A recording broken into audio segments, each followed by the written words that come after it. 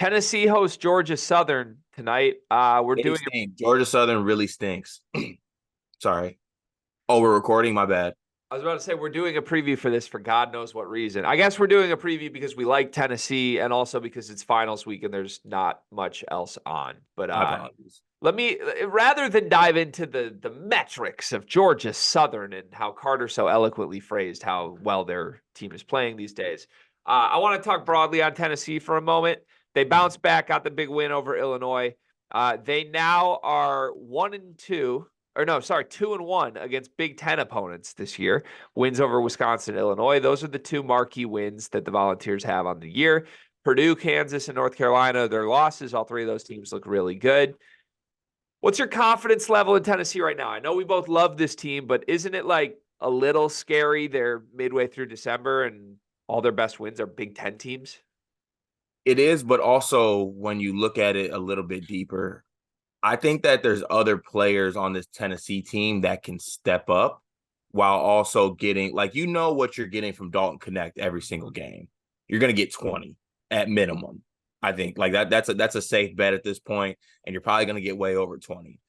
But you look to the Illinois game, they started to get a little bit more consistency from Vescovi, Josiah Jordan James, Jonas Adu. Like, they have other guys on this team, and they have still yet to even get, I think, average play from Zakai Ziegler.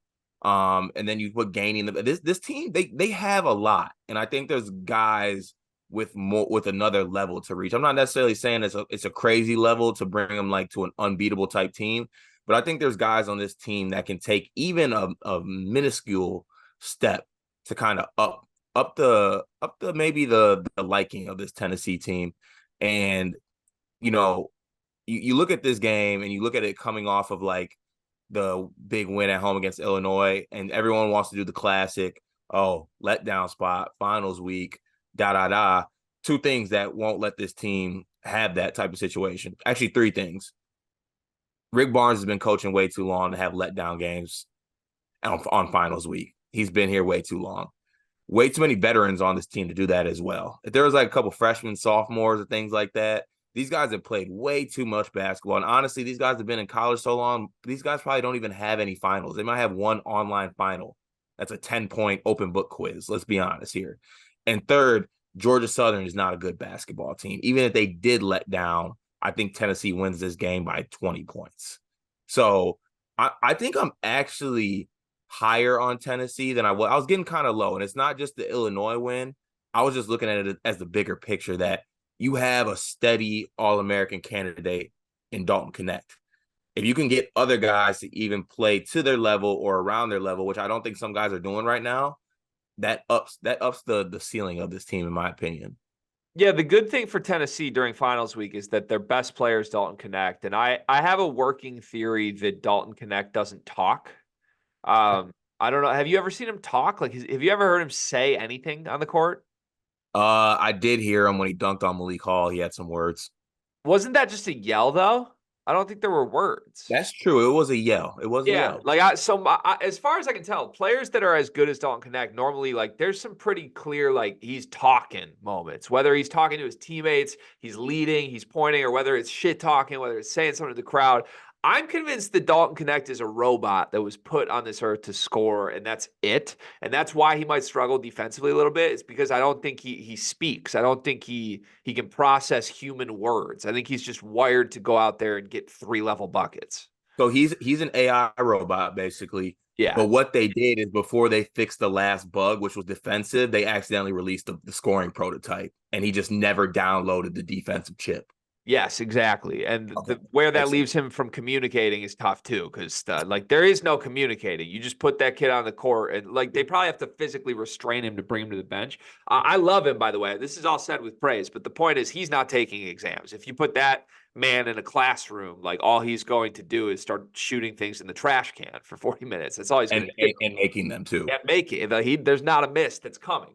The good thing for Tennessee for me, I was really impressed with the Illinois performance. I think Illinois is really good, and I think Tennessee came and asserted their dominance, for lack of a better word, in the second half. Like Illinois was playing well. Illinois deserved to be leading that game.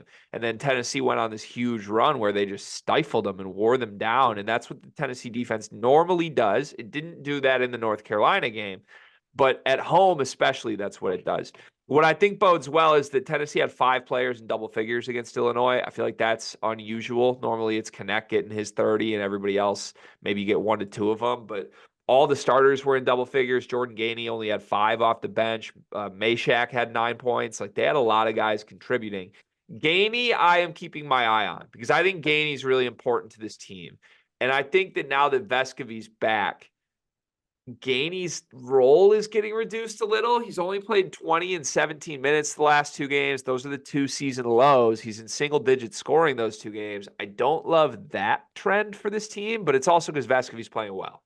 Yeah, okay, but also don't mean to bring up other videos and things that people may not watch, but we actually had a video the other day where we were talking about John Calipari, and I guess this relates with another SEC team, but he was talking about how he kind of has a deep, talented team, and he does all right, you guys are gonna have 5 minutes. Let's see who has it going today. Could you see that type of thing with Tennessee? Like, Vescovi's got it going today. Maybe he plays a little bit more than Gainey, or do you think it shouldn't come at the sacrifice of Gainey?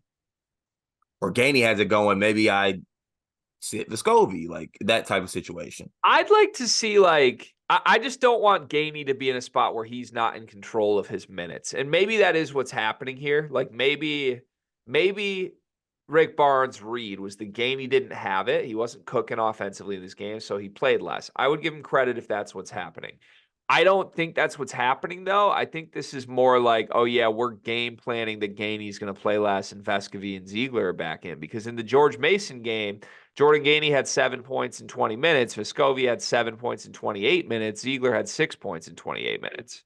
So, I just believe this is kind of Rick Barnes going back to his guys now that he feels his guys are back. And not that Gainey's not one of his guys, but it doesn't excite me that Gainey, who I think is one of the 2 big additions for this team, one of the reasons you should believe in the ceiling of this team more than normal Tennessee teams, is trending in the wrong direction role-wise as we get to conference play. Spider-Man meme, Rick Barnes, Tom Izzo. I don't like it. I don't like it at all. Now, that said, Vescovi and Ziegler did play well against Illinois. So if they play well, then you loaded backcourt if all those guys play well. If they don't, I'm just kind of rolling my eyes at it. Georgia Southern is bad. You mentioned it. You said they're horrible. This is not one of those teams that has played a bunch of good teams. Like, there are teams that just schedule all top 100 teams, and that's why they're 0-9 a month into the season. Georgia Southern's 0-9, and their best loss was Michigan State. That's not a hard schedule. Gap counter. No, truly not. And everything that Georgia Southern doesn't bode well against Tennessee. Like, they're going to get dominated on the glass. They don't shoot well from 3. This Tennessee team at home is absolutely going to smother them. This could be some very ugly basketball from Georgia Southern. I don't see a world where this game's even close from the tip, to be honest with you. But before we move on, though, Greg, and wrap up this video, can I ask you one thing about the outlook of Tennessee? Yes, of course. So coming into this season, everyone was on Tennessee because you have Rick Barnes' Tennessee defense, and then you add the fact that they're going to be able to score the basketball. This team has scored, let's see, they've scored 85 plus points in 3 straight games, and they've dominated the last 2 opponents on the glass.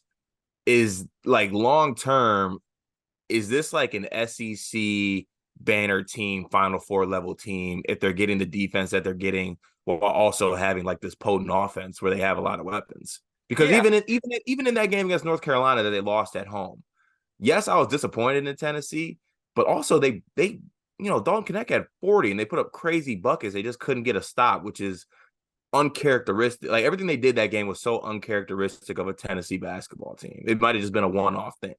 Yeah, I think that's the hope. I'm willing to throw the North Carolina game out the window. I won't do that. If Riley Davis is somehow hearing this, I won't do that from a Carolina perspective. Anytime we talk about Carolina, we have to be but remember what they did against Tennessee. That was huge, and that is who North Carolina can be. From a Tennessee perspective, I'm willing to throw it entirely out the window because I don't think that was Tennessee. I don't know what happened, but like that Tennessee team is not Tennessee to me. They just did so many things they normally don't do. And you give Carolina credit for it, but it's not something that concerns me in the big picture. What does concern me in the big picture, I would feel way better about this team if they had won one of those 3 games. Like they went 1-2 in Maui, and then they bounced back from the 2 losses in Maui with that performance against North Carolina that was just weird.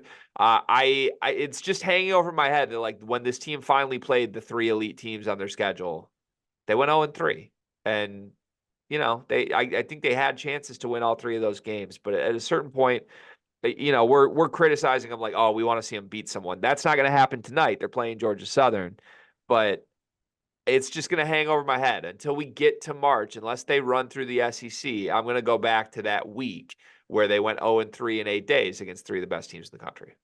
In Maui, though? In Maui and in Chapel Hill. I know. I got it. Okay. I got yeah, you're right. Just letting it be known. It was in Maui. But the robot can take them places.